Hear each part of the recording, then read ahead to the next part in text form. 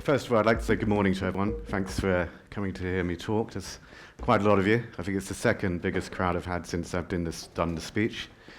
First of all, thanks to Advania for inviting me here, and Biana and Cecilia for taking care of me for the last 2 days. I think before I start diving in to blockchain and going more into the user cases and what the business area is like today, I'd like to start with how I got involved with the technology. And this started about 2 years ago in London.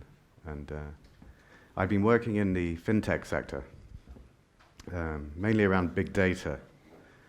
And at the same time, I'd been studying the effects of decentralization in China.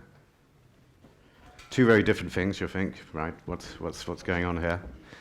And then in sort of on the outer side, I was kept on hearing about Bitcoin, and I was like, well, the currency's still there, isn't it? And you don't really hear about people counterfeiting Bitcoins, which for me was, I was like, well, how's that possible?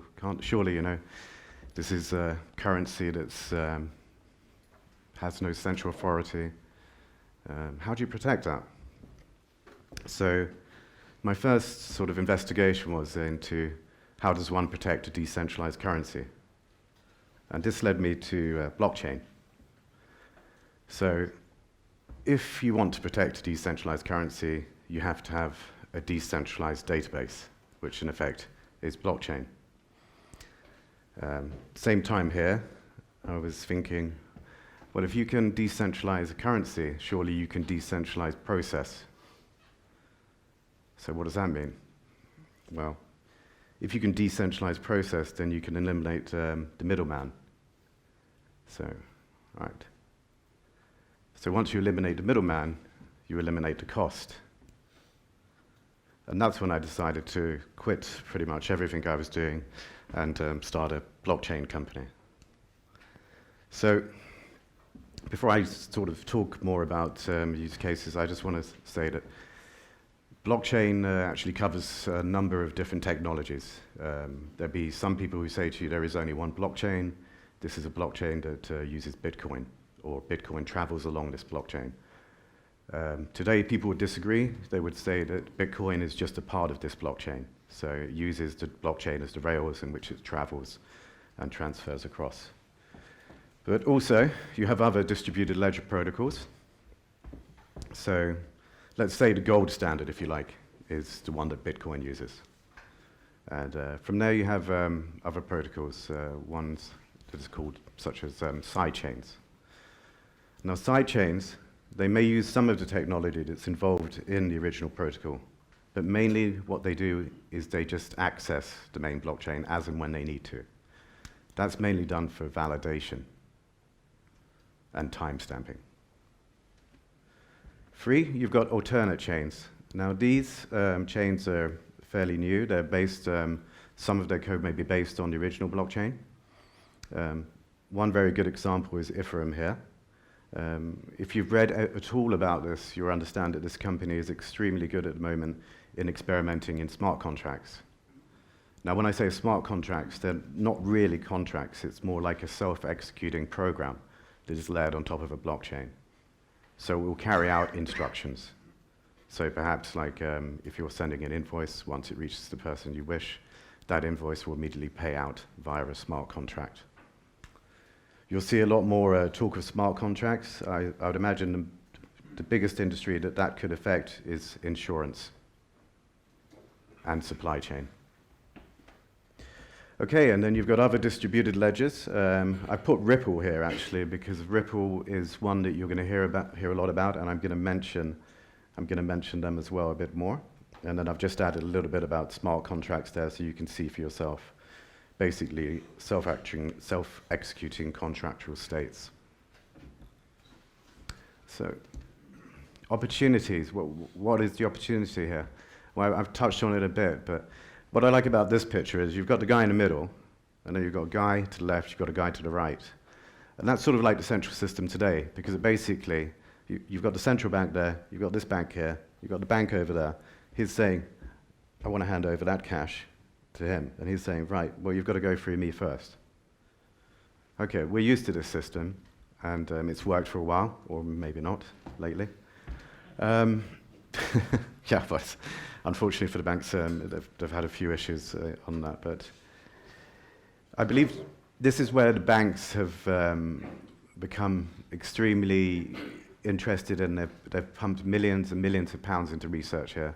Because effectively, if you can get rid of the middleman and clear the trading house, I mean, one example is this. You send money abroad through a bank. That takes 2 to 3 days. It's just not necessary. I mean, it can be done now in a matter of minutes or seconds. And the charges that that it costs, I mean, I believe if you would send around about, say, £500 from here to Iceland from England, the bank may charge you £20 to £30. That's quite a lot of cash, when in fact with this technology it would be a fraction of that, perhaps even in the pence. So you can see why the banks are very interested in understanding this technology. One of the biggest initiatives from the banks is a private company in New York. They're called R3. They have about 45 banks now within their consortium. So it's obvious what they're trying to do. I believe the end game there would be to make a bank chain, if you like. So whereby the banks all have their chain and they have access to it.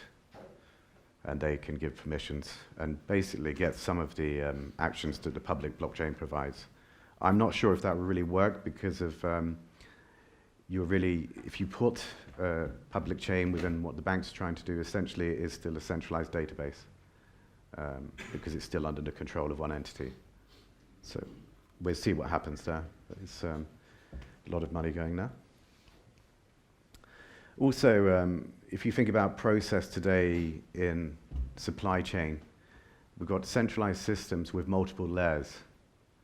And this is a problem because of it causes confusion. You have many different systems. It's expensive. So what really the end game here is really for a lot of companies is the prize is a new architecture for the whole system, whereby everybody can see the data and interact with it.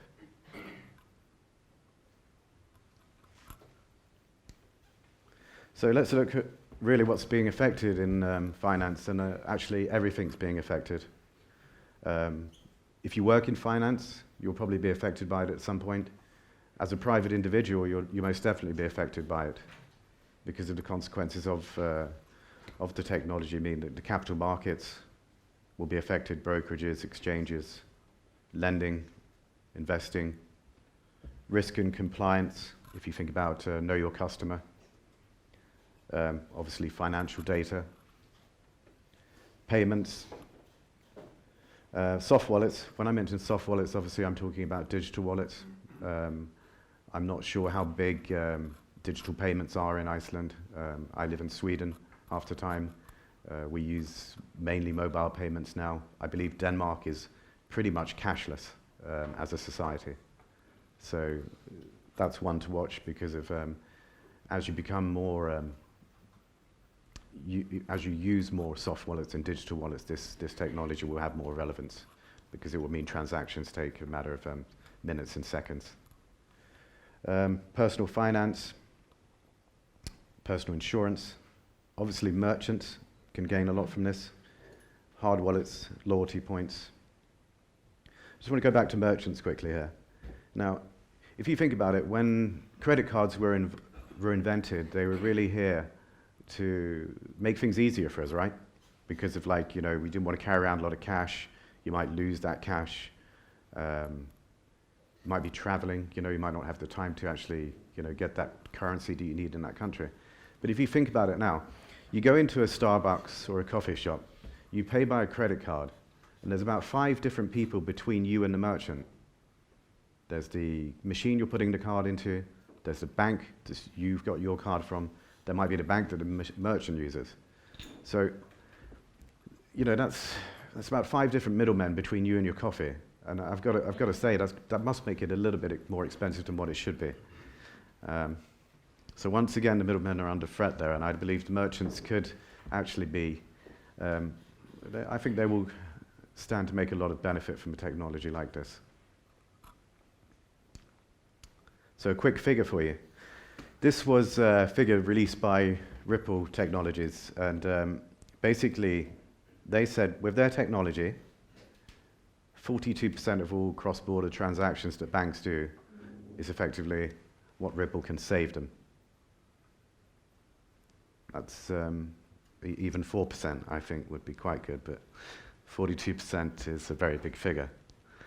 And there was an article just came through to me this morning, and anyone in banking or finance will really like this, because it ended off by saying that, let me just check that figure there for you, actually.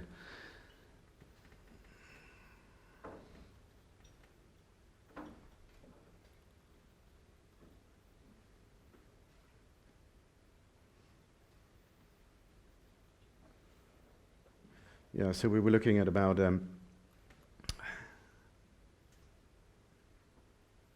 48% drop in payment operation costs. That's almost 50%.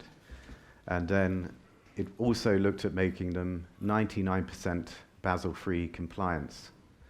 I'm not really going to go into Basel III because that could take actually another 40 minutes of talking here, but if you can look at just the implications of that, the money saved by a bank is incredible, and that doesn't have to be a bad thing. You know, the back office costs a lot of money, but generally, what's suffered from that is the front office. Customers and clients have suffered as a result of expensive back office costs. So why can't you put that money that you save in the back office back to the front office? So the technology here doesn't really have to be a job killer. It could be very good for a company to increase its marketing pool, to get its clients you know, feeling better about actually banking with them, because the banks have had a bit of a problem, and that's something they do need to address. So if you look at blockchain technology, and this will be very repetitive, there are three broad areas where people agree that there's value in the technology. This is the issue of digital assets, and then the transfer and settlement of them. Strong reference data. The blockchain is an immutable ledger. So when I say that for you, I mean basically the information that goes on there is next to impossible to change. And finally, identity. Identity is something my company works with a lot. And second to financial activity on the blockchain, identity is the next biggest sector that people are looking at. Remittance. When I spoke to Bjorn about the speech, I asked him to maybe give me some insight on what might be interesting for you today, and he actually chose three really good topics. The first was remittance. And what I'm going to do now is run through some quick figures for you. So this is from the World Bank's missing it here, Migration and Remittance Factbooks 2016. Remittance flow to India was around about 72.2 billion in 2015. Globally, this will exceed 600 billion in 2015. Developing countries are expected to receive 441 billion of this. Average costs can vary at 4.7% to 8%. The 8% figure I actually got for the average of sending around $200 abroad. So that's 8% of $200. Most of the people sending these remittances are not very rich people. They're generally the migrant workers and immigrant workers of the world. So to take 8% off $200 of their wage is a significant amount. Now you look here. Blockchain protocol will not just make this cheaper. Actually, I know the figures. It would make it fractional here. Now, obviously, for the middlemen involved in this business, they're probably thinking that's not good for us. That's our profit line's gone. But once again, I mean, if you look at the money that will go back into the real economy, that's something else to consider, because the real economy drives all of our services and businesses. And that can only be done by people having capital to spend. and not being piled up in one place. So I believe remittance at the moment is one of the hottest sectors for this technology, and you will see that it is. One also beneficial fact here is it can enable the unbankable and the unbanked the benefits of transacting in an increasingly digital world. If anyone's looked at a lot of the unbanking problems, Africa has been extremely quick to adapt to digital payments and mobile payments. In fact, they've skipped an entire 20 years or so of the way we bank. So there you go. That's some figures there. Now, if you look at remittance, it's a no-brainer that the next thing you'll be thinking of is micropayments. Now, I can send you an email over the internet with lots of information. I could send you documents that are secure and could give you access to hundreds, millions of pounds. But why can't I send you a dollar or a penny? Well, I can now, actually. I can actually send you that, and that's going to make a huge difference to business models. So, if you look at charities, there was recently a report by UNICEF, and they've been quietly looking at the technology for two reasons.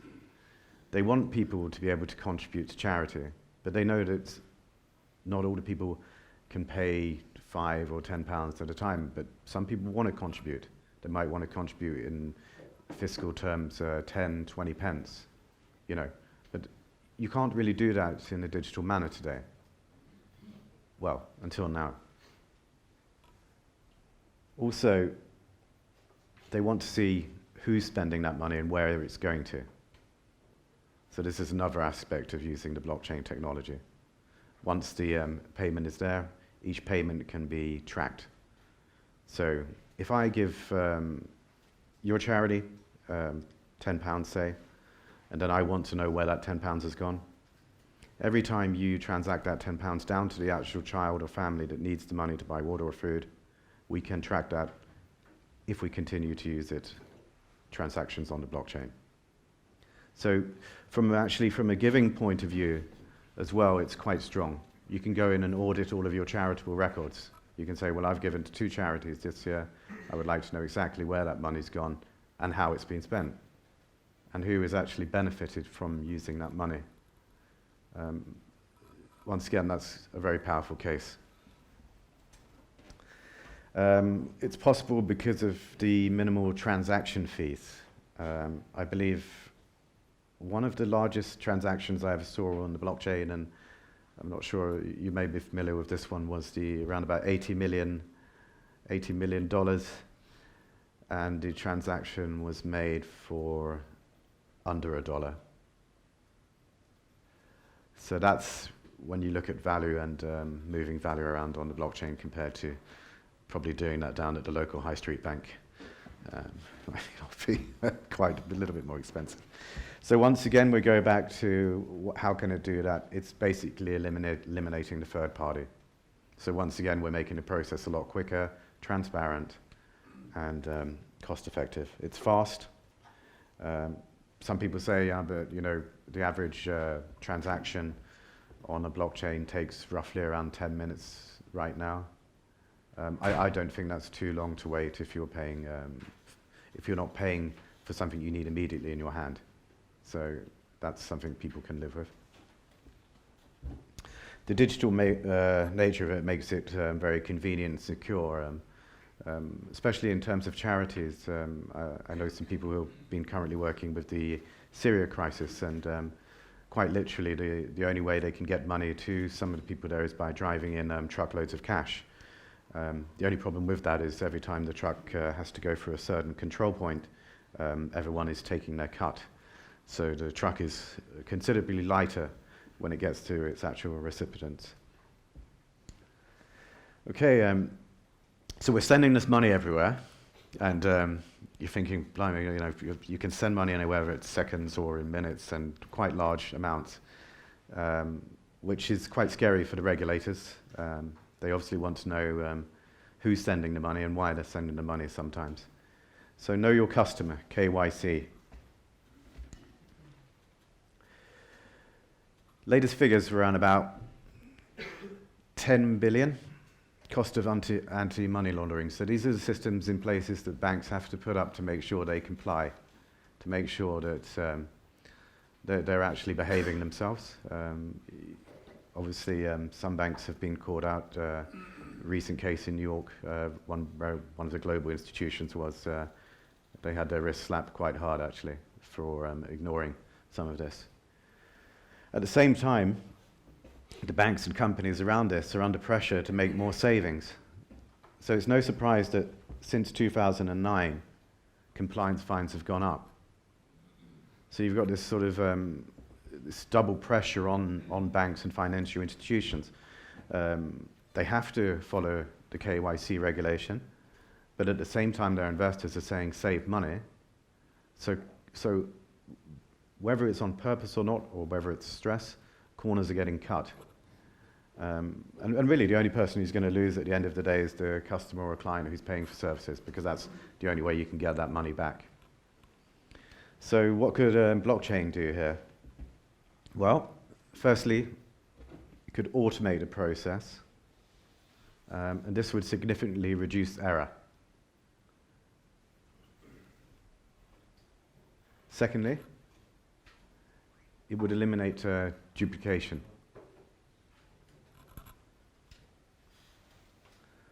One other aspect of, obviously, the blockchain is that anyone can check that ledger after the 5 or 10 minutes to see the transaction has taken place. So you have a real-time ability there to audit. And it's not surprising that the big four auditing companies such as Deloitte, KPMG, and PwC have jumped into this technology because they're in the business of auditing. And if you can audit in real time and do that almost 100% reliable, that's quite a change from today's system as well. Just did make some extra notes actually on this morning, so I'm just going to go there.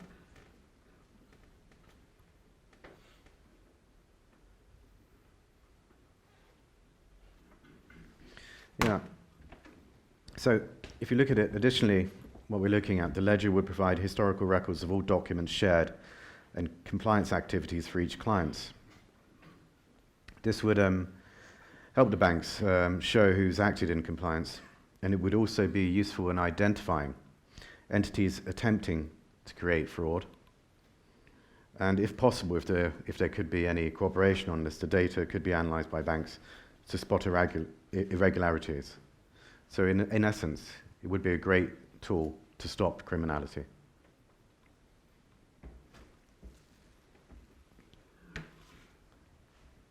So you can see really here, I'm going to round off talking about finance at the moment. There have been some other interesting developments that I wasn't able to attach to the slide, and this is coming from central banks. The Bank of England have already endorsed the use of distributed ledgers and the investigation and innovation into this technology. What you might find even more interesting is actually the Bank of China and the Bank of Russia is now even looking at this technology, and given its transparency, that's quite a good thing, because it shows a willingness to open up to a technology that is readable by all people. Sometimes when I talk about blockchain, I always sort of refer to it as Esperanto. I don't know if all of you are familiar with Esperanto. So that's the international language. It didn't really take off, as far as I know. But I believe blockchain would, because if I don't particularly fully understand Icelandic. There's a bit of Scandinavian I understand that, but I believe that if we were doing business together, sometimes it wouldn't be the language. We'd be looking at the unique identifier on the blockchain to know that that transaction was valid, or that it happened. So in an international way, you're looking at almost an Esperanto type language for business.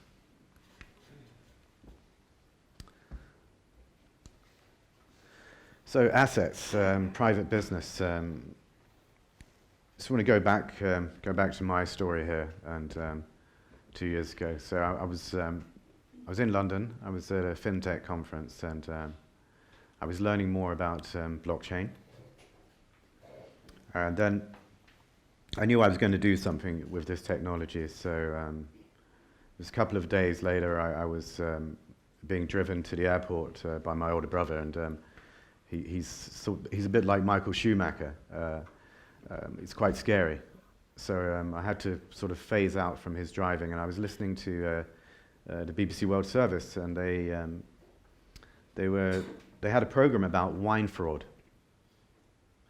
And I was listening to the amount of money here, millions and millions of pounds, being lost in wine fraud, and people being cheated and made fools of. And it's actually very relevant. 2 weeks ago, a celebrity chef killed himself because of he got caught up in a Ponzi scheme on wine. Now you'd think, like, you know, we've known about wine fraud for years. There must be a way of stopping this. Well, I was trying to survive this horrible driving experience. I said, actually, I think I could blockchain that wine. You know, I'm going to get to that case in a minute, but we'll look at one case before that. So, use case today in the private sector, and in all of these sectors there are blockchain companies now working on pilots, and they've gone from the proof of concept. So this year you will see pilots with diamonds. This is actually a real life company going at the moment. And there's even been a company who's added on to what they're doing, but we're going to go into that in a second. Food and drink. If you think about provenance, where has the food come from? Where has the fish come from? Is that fish really from the quota? Or has somebody been illegally fishing and saying, okay, that's part of my quota? Pharmaceuticals. A lot of criminals have moved from, you know, selling hard drugs to counterfeiting pharmaceuticals. 2 reasons: you make more money, and it's a lower prison sentence. So, there you go. Insurance. Once again, I quickly mentioned that at the beginning with smart contracts. Real estate. That's a bit of a no-brainer there. If you can upload the metadata to the blockchain, that's something that you really want to be in the public and transparent. Who owns that land? And it's my land. Loyalty points.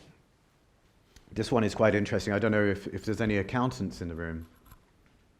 Do we have any accountants? No, not one. One? Okay, I don't know if you've ever dealt with a loyalty program, but the problem for the corporates is every time you have a loyalty program, you have all of these loyalty points floating around the world, but you can't get them off your books. So they're a liability. So if you have 1 million in loyalty points hanging around your company, that's 1 million in liability that you can't control. So one company came up with the novel idea of saying, why can't we immediately register our loyalty points to the blockchain? Nobody owns the blockchain, but yet the customers can still have those loyalty points as a token. They can even trade them with other people for other loyalty points, and it takes away the liability from the company, because of obviously the blockchain is public and no one owns that. Shareholder voting and share registry. One of the most notable examples of this is NASDAQ. NASDAQ were quite quick to move on this. I believe the first stories came out at the beginning of last year, and they were looking at using blockchain for their pre-IPO market. So in other words, they were looking to try and build a market actually in shares that aren't publicly traded. So perhaps in companies such as my own, where you can move private equity around in private shares. And they thought the best way for doing that was to actually set the whole system up around a blockchain.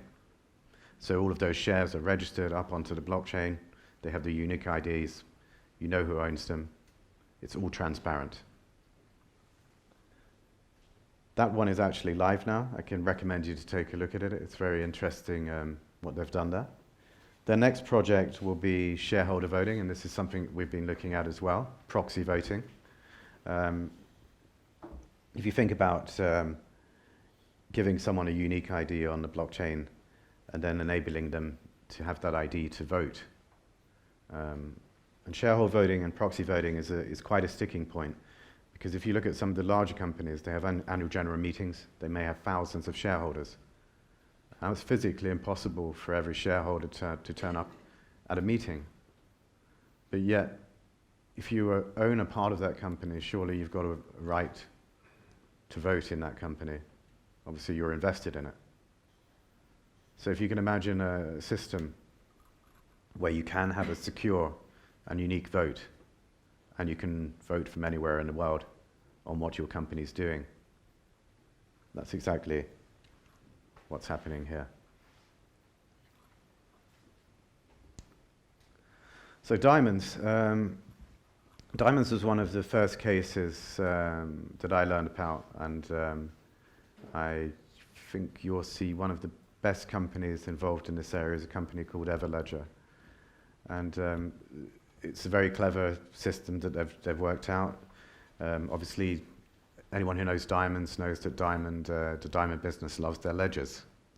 And the Dutch, actually, you know, they pretty much were good at ledgers a couple of hundred years ago, so this is only really an update for them, probably. So the idea here was to keep blood diamonds out of the market.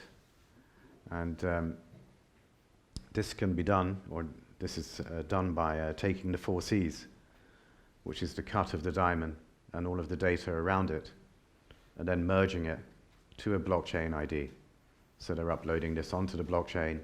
Once it's there, it can't be taken away, it can't be changed, it can't be manipulated. At the same time, they've created a public ledger.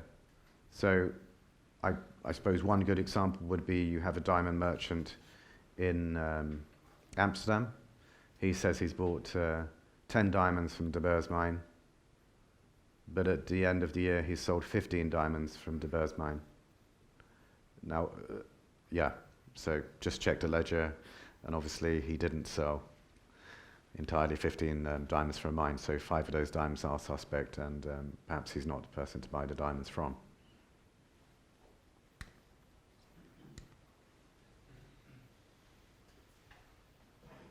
So, as I said, used the specific data from the diamonds to cut the 4 Cs.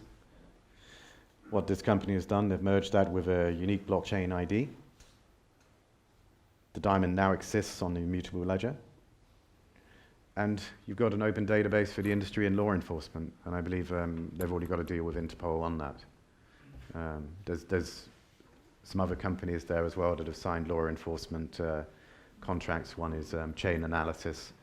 If you're familiar with them, they're a Danish New York company, and they use the blockchain type and technology to look for irregularities in trading. So I'm going to go back to my case, wine. It was two things I really like here was technology and wine, and so I thought how could you protect that wine? And so I thought, if the wine starts at the vineyard, what you have to do is give that vineyard a digital wallet. So every time they create a case of wine or a box of wine, you would merge that with your unique 5 minutes blockchain ID. Okay, so I'm going to cut the chain down here. And as that wine goes on to the distributor, they would then take that ID. And then as that went to the collector, they would then take the ID with the wine. Should the wine not turn up with the ID, I would not buy the wine. At the end of the day, the collector can go back to the ledger and track each stage where that wine's been through. So it's very important that the digital ID stays with wine. Now somebody said to me, okay, Oliver, what if somebody tips the bottle of wine away on the third stage? Yeah, that's possible, right? But the application of big data on top of that would sooner or later catch that person. And when you look at crimes like this, it's usually quite intelligent people. So they're not going to go and commit a crime like this unless they're pretty sure they can get away with it. So what blockchain technology really does there is put a double lock on it. That's applicable to the pharmaceuticals. So if the codes, the barcodes they use on pharmaceuticals, you merge that with a blockchain ID, and bang, you've got a double lock. The great thing is with the technology is there's no hardware required. It's all out there on the net, so there isn't a huge cost in setting up something like this. Just move on here. Yeah, so that creates a valuable history for the wine. 5, I'll just go through that. So government, I just want to quickly go through 2 cases for government here. There's several user cases, voting, phishing, security. Security is gaining a lot of popularity here. Infrastructure, and think about national health data. Think about the metadata that's all on your national health records. Uploading that to an open ledger, but only giving away certain information. So you encrypt 70% of the information, and perhaps you have a university hospital. Students, doctors can learn from all this information, but at the same time, you protect the privacy of that patient, but you give valuable information to the education system. Voting. So elections cost a lot and are open to abuse. Last year's election in Sweden cost around 280 million krona. I would say to the Swedes, keep 200 and I'll take 80. And, and we'll make you a better election, and we'll make it digitally secure. You won't have, nobody can duplicate a vote. So one vote does mean one vote. The UK has a big problem on postal voting, where you have 1,000 people living in a 10 square meter flat, all voting from that same place. If you were using an immutable ledger with a unique ID that was unbreakable, it would be a no-brainer for a voting system. And obviously the user interface for those people who want to vote would be much easier. You could also protect that person's vote if you tokenize the system, so they wouldn't actually have to be uploaded that I voted for this political party, because maybe they change their mind 20 years down the line and say, I'm no longer Labour, I'm now Conservative, or something like that. They have the ability to audit their own vote, which is quite good. They could even have the ability to change that vote up until election day, depending on the law of the country. That's how good the system could be. Phishing. Phishing's very interesting. If you think about phishing, there's a voluntary chain of command that's available to phishers, where they can say, I have phished this amount, I will make this data available to the public for consumption or to the next part of the supply chain. So blockchain could be used to put in essence a chain of command here. So from the smartphone, from the phishing boat, I've caught this many fish. I've now handed them on to the distributor to the merchant to the supermarket. So basically, from tackle to table, you could trace that fish. You'd be just attaching the data to identify the objects. You'd manage that data via the blockchain. That's why we created a Chainvine asset management. And that chain of command is immutable. It's on a decentralized database. It's extremely hard to attack. I haven't gone into that at the moment, but maybe you covered that part. Okay, I mean, if you think about attacking a centralized database, you're attacking one place. Now, if you think about a marksman, for example, he shoots one target like that, but if you put 50 targets up, the job's going to get a lot harder. He could actually get 49 friends to shoot with him, but you can see the expenses are going up and up. A scientist recently claimed that in order to even try and attempt to attack or hack that information within the blockchain, you would need the resources of a small country and a national country to do so. You could think about, like, when you're building a house and you're laying bricks. Every time that brick of information is laid down, you lay another brick upon it. So if you think about that first brick of information, as the more bricks get piled on it, it's going to get a lot harder to move. And if it's really hard to change the information off that first brick, think about the 100 bricks down. It's impossible. Okay, Chainvine team. This is my company, so that's me. My background was in due diligence, financial technology, and an extreme strong interest in study in decentralization. Dr. Rajiv is our encryption specialist, and he has a background in distributed databases and anti-fraud from Imperial College. Andreas Tisindas, he's our CEO, and he's a telecoms expert and digital payment specialist, and he's worked a lot with telecoms in smart cities in Dubai and Saudi Arabia. Nicholas Wikström is the other Swedish partner, and he's our sort of resident ex-banker, if you like, which is, they're always kind of handy to have on board. And here are some of the projects we're involved in. So we got involved in the music industry, and you might say, why are you involved there? This was two things, and it just comes back to two simple things: identity and asset management. So in the music industry, what we're looking to do is help artists upload the music to the blockchain. Once it's there, it's registered as theirs. But at the same time, artists have always had the problem of not knowing when their music is being played and never knowing when they should get paid. That system can essentially change. The only problem we have is with incumbents. Right, so. Alternative finance. Now, this is another thing we've been looking at, and you'll see there's a lot of crowdfunding happening today, like Kickstarter and that, but it's quite a messy system. Who actually bought those shares? You know, if you've got 200 people buying stocks in the company, you need systems to sort this out. Generally, it's still done back office with paperwork and stuff. That's just not cost effective. So we're looking at a system there to sort all of that out. Identity management, we have a very big project coming up in April. I can't say too much about it now, but it is very big, and it's to do with a national identity. And obviously, basically, asset management, so where we're digitizing your assets and using the blockchain there to facilitate the registration of them and the transfer. Scalable. Is the blockchain scalable? I'm going to rush through here, sorry. Well, if you think about it, many years ago, if you would have said to people, is the internet scalable for the Internet of Things? They would have probably said, no way. But nobody's saying it's not possible today, because the internet is extremely valuable to us, and it's, you know, we couldn't do without it today. I don't know how many of you sort of get stuck and you're like, God, there's no Wi-Fi signal. What am I going to do? So this is the same. Blockchain technology and decentralized technology is in its very early stages, but once people learn the value and the essence of it, of course it's going to be scalable. There's other companies involved who are creating their own chains as well, like Oram, as one in Germany is quite interesting, big chain. And there's many others. So they're building what you call their own alternative chains to address the scalability issue.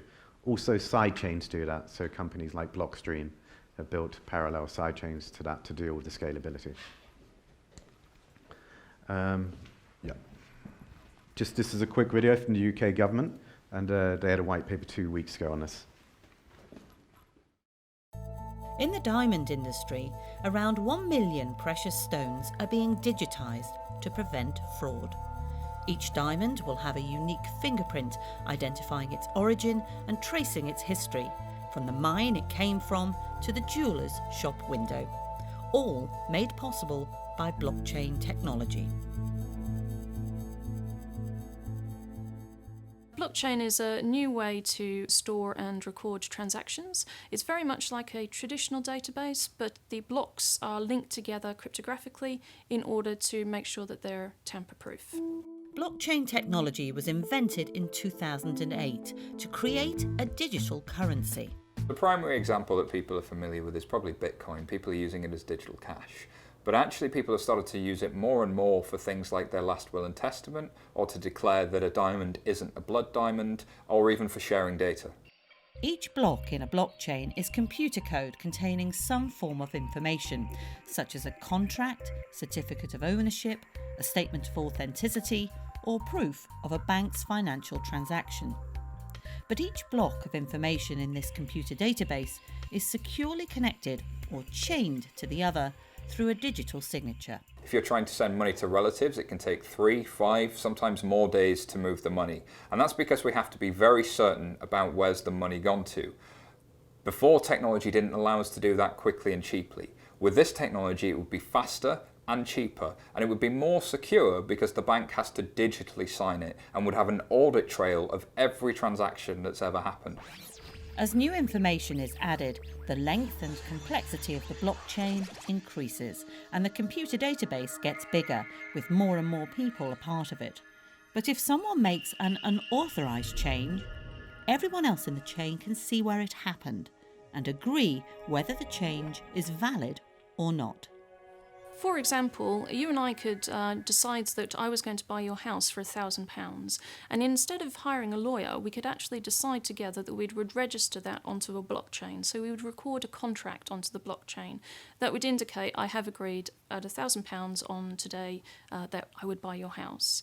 It would give you a public ledger that would be transparent and anyone could see that I had agreed to pay this. I couldn't go back at a later date and change it to be £500. And we could also do things like transfer the ownership through the title deeds and those kind of things, and that would all be publicly registered in the blockchain. A distributed ledger is something that allows us to produce a tamper-proof record of transactions onto a public ledger. It's very, very similar to how an accounting ledger works, but actually the idea behind a distributed ledger is we get rid of the middleman. We can use distributed ledger technology to help fishermen, for example, in Scotland, to prove the provenance of a piece of salmon. We could say that it was definitely farmed on this time from this lake and in this particular fashion. And that could all be recorded transparently onto a distributed ledger, which anyone would be able to track. Everyone can have an identical copy of a distributed ledger, and this database of assets is shared across multiple sites. While nothing is invulnerable to cyber attack, hacking it is extremely difficult. If you had a distributed ledger with 1,000 computers on it and you had stored a contract into that ledger, someone wanted to come in and hack and change some of the information on that.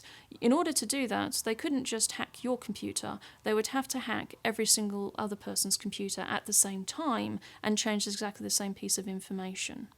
The technology could also help small-scale farmers, for example by registering the availability of their produce on a blockchain.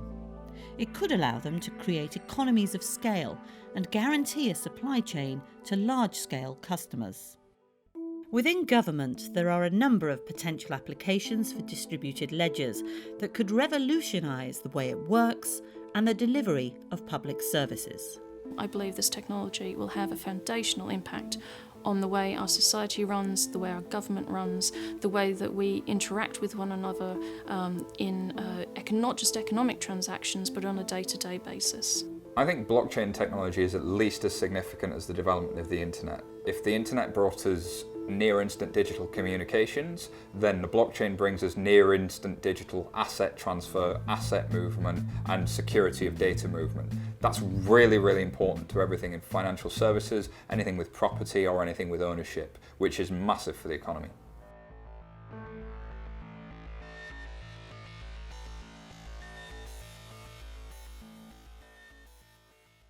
So that was quite good, actually. This video came out about 3 weeks ago. And that was part of a UK government white paper on distributed databases, and they are fully endorsing experimentation and use of the technology purely in the benefits and the cost-saving possibilities of it. I think really it's to cover such a broad thing as the blockchain in 40 minutes is quite difficult, because it's interesting when you said it's just as important as the internet. If you look at the investment compared to early investment in the internet, the blockchain and cryptocurrency has exceeded that investment now. And that is how important it is as a protocol. Because if you think about the protocol, that's what the internet was, a protocol back then, and this is what we're looking at now, essentially. The future, really what's going to happen, I've seen some interesting proof of concepts. Accenture recently came out with a plug that was connected to the blockchain, and it was a proof of concept saying that maybe for poor families, this plug could in real time read smart contracts and switch them on to the cheapest possible energy supplier available. So that's really interesting, because if then you have real effects on society as a whole, and actually it's beneficial to some parts of society that do need that. The other thing I see is that you're going to see many people creating their own private chains, alternative chains. Industries may create chains in collusion with each other, to have an open ledger. Perhaps even the fishing industry would be a great one if there could be any cooperation there, but perhaps you have to start with one country taking on a technology and then you get another person joining you. But it's just a question of starting somewhere. I think in government, the voting system is obviously one of the best examples, and I think Iceland would be a great place to test something like that. I believe you've already tried twice with digital voting in some respects, if I'm correct.